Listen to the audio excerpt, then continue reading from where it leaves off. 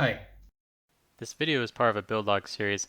I'm building motorized shoes that you'll wear while you play a virtual reality game that keep you in the same spot as you walk, like a treadmill, allowing you to walk infinitely in the game.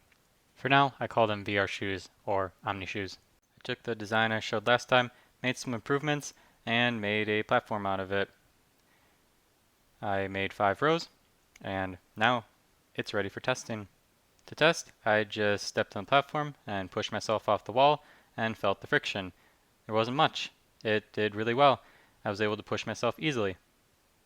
Here, I go in one direction, backwards, and then turn and go side to side, showing the omnidirectional feature of the omni-spheres. There's still some improvements to be made to this. Maybe not the design itself, but the way the design is put together. These things were not easy to put together because this threaded rod, and as I spun the threaded rod through all this, I had to make sure everything was perfectly aligned and perfectly spaced, and that was hard to do.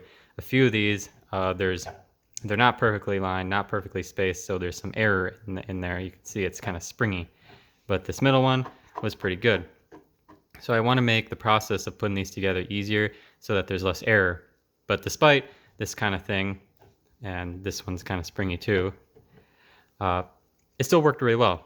So I'll be thinking about how to make this better while at the same time moving on. I'm going to try and start designing a gearbox for the motor I'm going to use for this thing.